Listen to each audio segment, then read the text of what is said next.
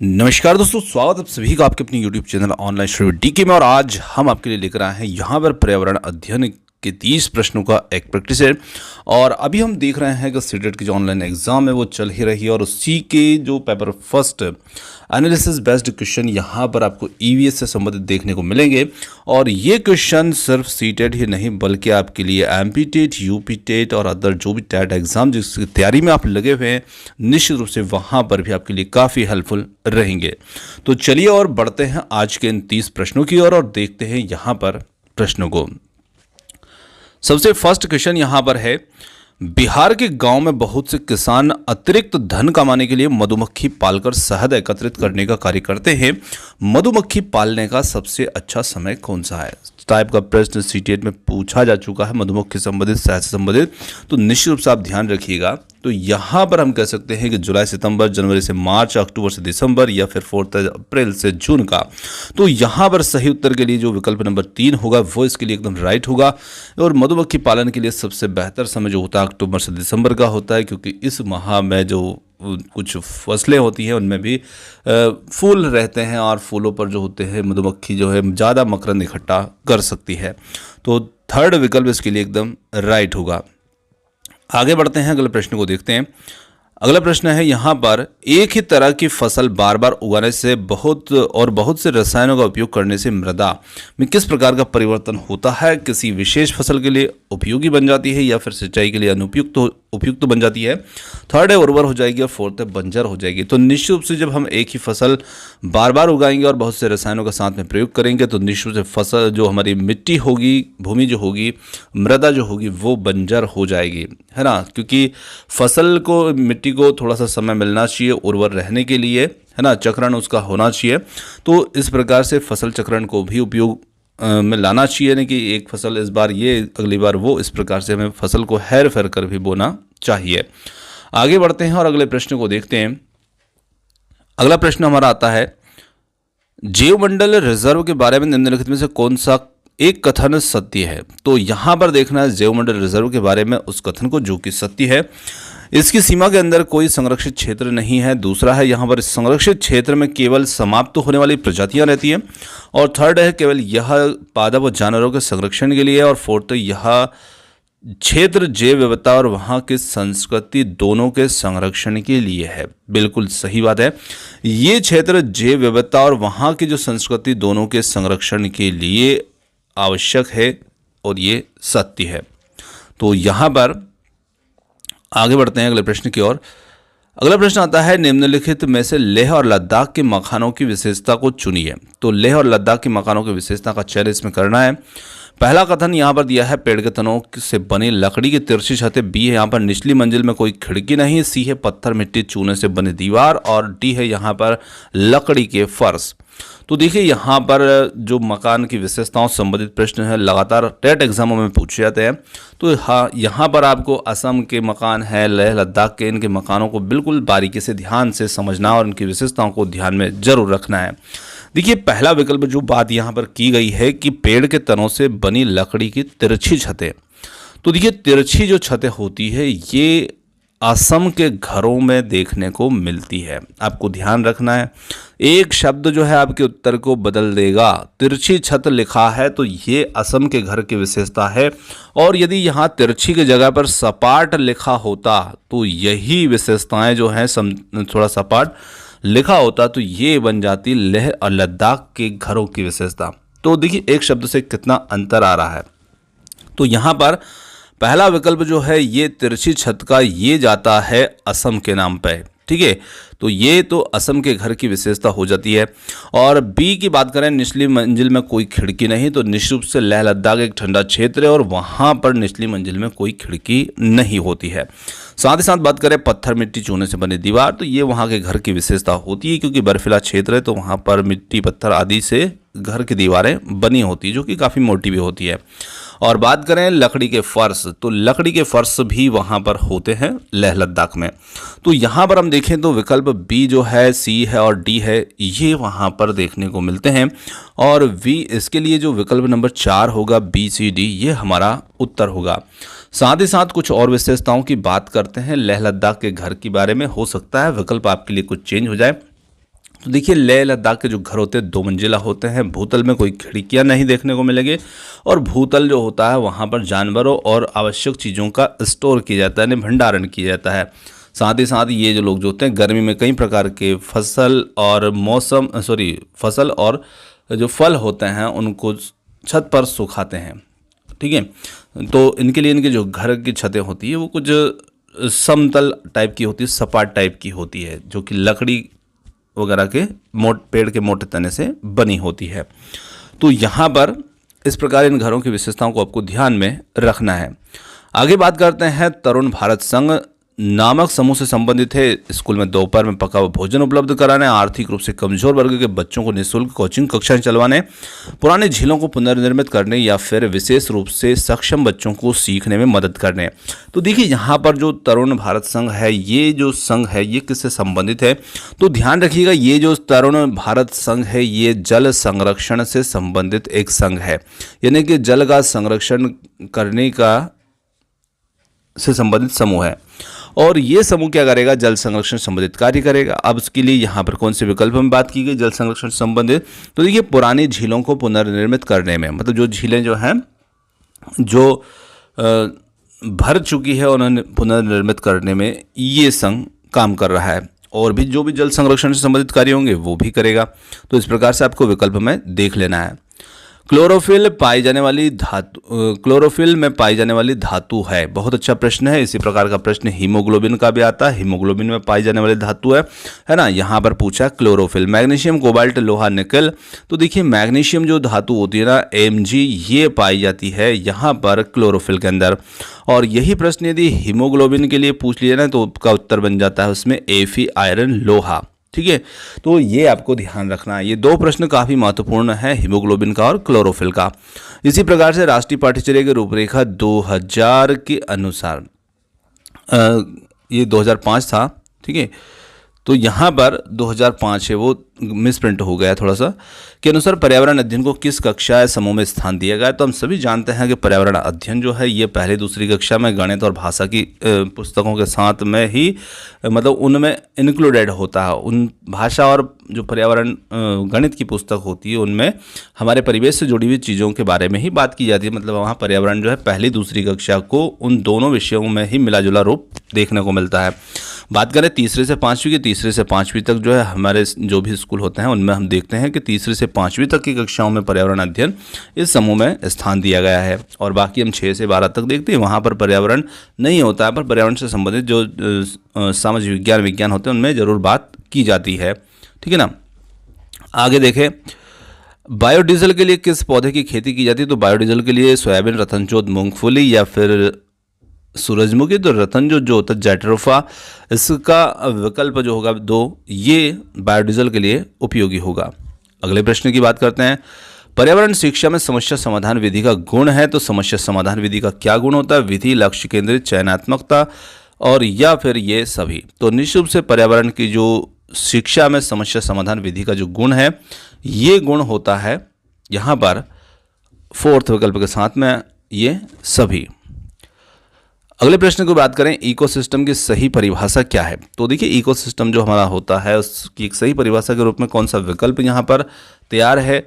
तो यहाँ पर हम देखें परस्पर क्रिया करने वाले जीव समुदाय, किसी स्थान का अजीविक घटक और पृथ्वी और वातावरण का क्षेत्र जहाँ पर जीव रहते हैं। और 4th है यहाँ पर जीव मंडल और उसके समुदाय का वातावरण का संतुलित क्षेत्र है। तो निश्चित रूप से इकोसिस्टम जो होता है वही होता है जहाँ पर जीव समुदाय हो और उसके वातावरण का एक संतुलित तंत्र हो, वही हमारा यहाँ पर इकोसिस्टम की सही परिभाषा को दर्शाएगा। आगे बढ़ते हैं और अगले प्रश्न को देखते हैं। अगला प्रश्न है यहाँ पर, मानव विकास के क्रम में 2 पैरों पर चलने का सबसे बड़ा लाभ क्या है? तो मानव विकास के क्रम में 2 पैरों पर चलने का सबसे बड़ा लाभ होगा शरीर को अच्छी प्रकार से आधार देना, शरीर का भार कम होना, हाथ स्वतंत्र रूप से मस्तिष्क की आज्ञा अनुसार कार्य कर सके, अधिक तेज चाल। तो निश्चित रूप से मानव के विकास में जो 2 पैरों का चलने का सबसे बड़ा लाभ है वो हाथ को स्वतंत्र रूप से मस्तिष्क की आज्ञा अनुसार कार्य कर सकते हैं हाथ हमारे, यही सबसे बड़ा लाभ है। 3rd विकल्प इसके लिए सही है। अगला प्रश्न यहाँ पर आता है, वायुमंडल की सबसे ठंडी परत कौन सी है? तो सबसे ठंडी परत की बात करें यहाँ पर देखिए तापमंडल है, क्षोभ मंडल है, मध्यमंडल है, आयन मंडल है। तो यहाँ पर विकल्प नंबर 3 जो होगा मध्यमंडल, ये इसमें हमारा उत्तर होगा। अगले प्रश्न की बात करते हैं। निम्नलिखित में से कौन सीखने के कौन से सिद्धांत पर्यावरण का अध्ययन में अनुसरण होता है? वैश्विक से स्थानीय, अमूर्त से मूर्त, अज्ञात से ज्ञात या फिर ज्ञात से अज्ञात। तो निश्चित रूप से पर्यावरण अध्ययन के अंदर हम ज्ञात से अज्ञात की और सिद्धांत का अनुसरण करते हैं और चौथा विकल्प जो होगा इसके लिए सही होगा। अगला प्रश्न है, वन पारिस्थितिक तंत्र में पाई जाने वाली खाद्य श्रृंखला का चयन कीजिए। तो देखिए, वन पारिस्थितिक तंत्र में पाई जाने वाली जो खाद्य श्रृंखला होगी, तो वन के अंदर हम देखते हैं कि वहाँ पर घास होती है, टिड्डा होता है, मेंढक होता है, सांप होता है, बाज होता है ना। तो यहाँ पर आप देखें, पहले मैंने बताया है पादप प्लवक, जल, पिस्सू, तो वन की बात हो रही है तो इसमें मछली वगैरह आ रही है, तो ये एक जल पारिस्थितिक तंत्र की बात की जा रही है। दूसरे में हम देखें तो घास, टिड्डा, मेंढक, सांप, बाज, ये सभी जो है ये वन पारिस्थितिक तंत्र के ही हिस्से हैं। और तीसरे के अंदर हम बात करें तो छोटी मछली, बड़ी मछली, ये भी यानी कि जल पारिस्थितिक तंत्र की बात की जा रही है और इसमें है मृत कार्बनिक पदार्थ, कवक, जीवाणु। तो ये यहाँ पर एक अधूरी श्रृंखला है। तो यहाँ पर दूसरा विकल्प जो होगा ये घास परितंत्र या फिर वन पारिस्थितिक तंत्र में पाए जाने वाले श्रृंखला है। आगे बढ़ते हैं अगले प्रश्न की ओर। निम्नलिखित में से किस राज्य में गोल्फ ऑफ मन्नार मैरीन राष्ट्रीय पार्क जो है ये स्थित है? गुजरात, अंडमान द्वीप, तमिलनाडु, पश्चिम बंगाल। तो यहाँ पर स्थित होगा हमारा विकल्प नंबर 3 तमिलनाडु। यहाँ पर गल्फ ऑफ मन्नार मैरीन राष्ट्रीय पार्क स्थित है।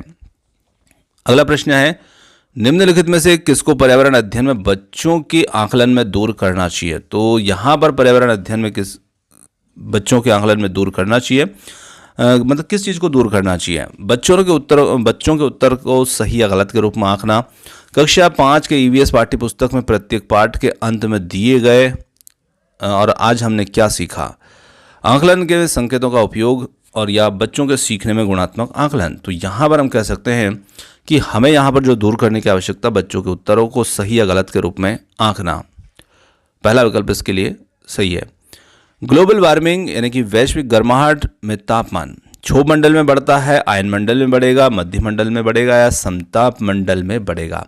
तो देखिए यहाँ पर क्षोभ मंडल में बढ़ेगा, क्योंकि मौसम संबंधी जो भी घटनाएं आपकी देखने को मिलती है वो क्षोभ मंडल में होती है और क्षोभ मंडल है हमारे पृथ्वी के सबसे निचले वायुमंडल का सबसे निचला स्तर, यानी कि जमीन से लगा हुआ, तो इस तरह वो हमारा क्षोभ मंडल है।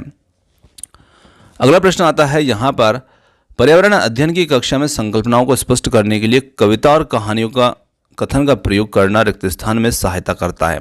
तो देखिए, कहानी और कविता कथन का प्रयोग जो है ये किस बात में सहायता करता है? पाठ को आनंददायी, रोचक बनाने, स्थानीय वैश्विक स्तर पर संसार की प्रकृति को खोजने और कल्पना करने की योग्यता को बढ़ावा देने। या थर्ड आता है यहाँ पर शिक्षार्थियों में निहित भाषा सांस्कृतिक विविधताओं का ध्यान रखने में। और फोर्थ आता है सही दिशा में विद्यार्थियों की ऊर्जा का सारणीकरण करने में। तो देखिए, कविता कहानी जो होती हैं वो निश्चित रूप से बच्चों स्थानीय और वैश्विक स्तर पर संसार की प्रकृति को खोजने के साथ साथ कल्पना करने की योग्यता को बढ़ावा देने में, और दूसरे विकल्प में ये बात की गई है। आगे बढ़ते हैं। मीना प्रत्येक पाठ को रटकर तुरंत सीख लेती, जबकि लीना चर्चा ब्रेनस्टॉर्मिंग के बाद प्रत्येक पाठ को समझती है। यह विकासात्मक सिद्धांत की ओर संकेत करता है। तो ये किस विकासात्मक सिद्धांत की ओर संकेत करता है? तो निश्चित रूप से सामान्य से विशिष्ट, निरंतरता, बातचीत या फिर व्यक्तिगत विभिन्नताएं। तो दोनों बालिकाएं जो हैं वो अपने अपने स्तर से मतलब प्रयास कर रही है, एक रटकर कर रही है, एक समझकर कर रही है। तो ये व्यक्तित्व विभिन्नता को दर्शाता है सिद्धांत। और चौथा विकल्प इसके लिए एकदम राइट होगा। अगले चित्र की बात करें, मधुबनी से संबंधित मधुबनी चित्रों को बनाने के लिए चित्रकार द्वारा उपयोग किए जाने वाले रंग होते हैं।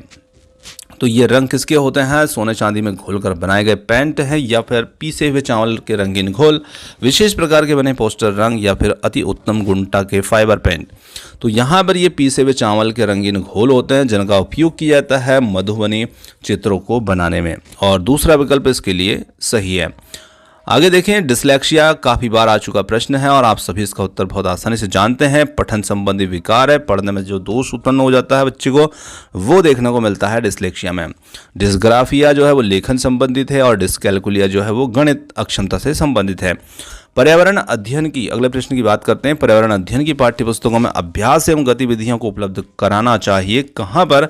प्रकरणों में अंतर्निर्मित अलग अलग स्थानों पर, इकाई के अंत में, पाठ के अंत में। तो हम कह सकते हैं कि प्रकरणों में अंतर्निर्मित रूप से यहाँ पर गतिविधि को उपलब्ध कराना चाहिए। तो पहला विकल्प जो होगा इसके लिए सही होगा।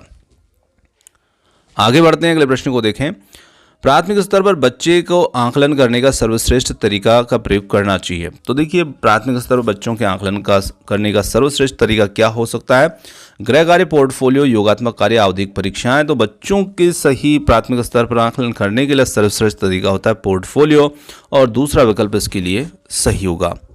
आगे बढ़ते हैं अगले प्रश्न की ओर। अगला प्रश्न आता है, एक शिक्षक पढ़ाते समय दृश्य श्रव्य सामग्रियों एवं शारीरिक गतिविधियों का प्रयोग करता है क्योंकि ये अधिगम में वृद्धि में अधिकतम इंद्रियों का उपयोग करते हैं, शिक्षक को आराम उपलब्ध कराते हैं, प्रभावी आकलन को सुगम बनाते हैं, और फोर्थ शिक्षार्थियों की दिशा परिवर्तन उपलब्ध कराते हैं। तो यहाँ पर हम कह सकते हैं एक शिक्षक को पढ़ाते समय दृश्य श्रव्य सामग्री एवं शारीरिक गतिविधियों का प्रयोग करता है क्योंकि निश्चित रूप से इनसे अधिगम में वृद्धि होगी और अधिकतम इंद्रियों का उपयोग करते हैं।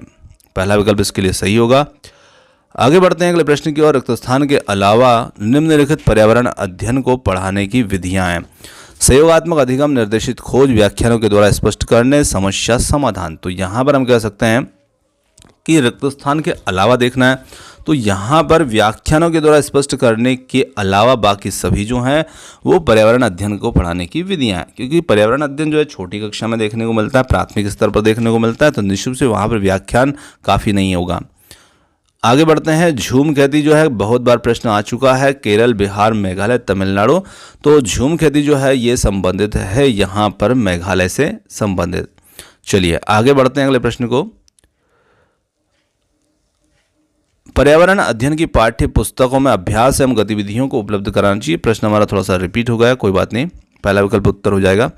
शुष्क बर्फ किसका ठोस रूप है? तो शुष्क बर्फ जो है ये है अमोनिया, कार्बन डाइऑक्साइड, नाइट्रोजन या फिर ऑक्सीजन का। तो देखिए ये जो है शुष्क बर्फ जो होता है वो कहा जाता है, यानी कि शुष्क बर्फ किसका ठोस रूप है? तो ये है कार्बन डाइऑक्साइड का, CO2 का। आगे बढ़ते हैं अगले प्रश्न की ओर। अगला प्रश्न आता है, पर्यावरण अध्ययन के शिक्षक के द्वारा बच्चों को जानवरों का अवलोकन और उनका चित्र बनाने के लिए प्रेरित करने का उद्देश्य है। बच्चों में सृजनात्मकता का विकास करना, बच्चों में अवलोकन एवं रचना कौशल का विकास करना, सी है बच्चों में सौंदर्यगत संवेदना का विकास करना। अब इसके लिए जो कूट दे रखे हैं यहाँ पर केवल ए है, केवल ए और सी है, या फिर ABC है, और यहाँ पर फोर्थ केवल B है। तो देखिए बच्चों में सृजनात्मकता, अवलोकन कौशल, सौंदर्यगत संवेदना, तीनों का विकास करना इसका उद्देश्य है, और तीसरा विकल्प इसके लिए सही है। आगे बढ़ते हैं अगले प्रश्न की ओर। निम्नलिखित में से क्या पर्यावरण अध्ययन के शिक्षक के लिए वांछनीय गतिविधि है? तो यहाँ पर वांछनीय गतिविधि क्या होगी? तो यहाँ पर हम देखें विभिन्न कक्षाओं के बहुसांस्कृतिक क्षेत्रों को संबोधित करना, या फिर पर्यावरण अध्ययन की अवधारणाओं में से संबंधित महत्वपूर्ण सूचनाओं को बच्चों को देने के लिए प्रेरित करना, पर्यावरण अध्ययन के 6 प्रकरणों का रेखीय आयोजन करना, या फिर केवल पाठ्य पुस्तकों पर आश्रित रहना। तो देखिए विभिन्न कक्षाओं के बहुसांस्कृतिक क्षेत्रों को संबोधित करना, और पहला विकल्प इसके लिए सही उत्तर होगा। आगे बढ़ते हैं। एक और प्रश्न हम रिपीट हो गया था तो उसको और देख लेते हैं। दूसरा प्रश्न यहाँ पर है इससे संबंधित। फूलों की घाटी जो है ये अवस्थित है। तो देखिए फूलों की घाटी कहाँ पर है? जम्मू कश्मीर, सिक्किम, हिमाचल या फिर उत्तराखंड। तो ये है उत्तराखंड राज्य में, और चौथा विकल्प इसके लिए सही है। तो दोस्तों यहाँ पर आज के हमारे जो पर्यावरण अध्ययन से संबंधित 30 अति महत्वपूर्ण प्रश्न थे ये समाप्त होते हैं। और क्वेश्चन आपको कैसे लगे कमेंट्स करके जरूर बताइएगा। वीडियो पसंद आया हो तो वीडियो को लाइक, शेयर और चैनल को सब्सक्राइब करना मत भूलिएगा। आपने जो समय दिया उसके लिए बहुत बहुत धन्यवाद। Thanks for watching. मिलते हैं जल्दी एक और नए किसी अगले वीडियो के साथ। धन्यवाद।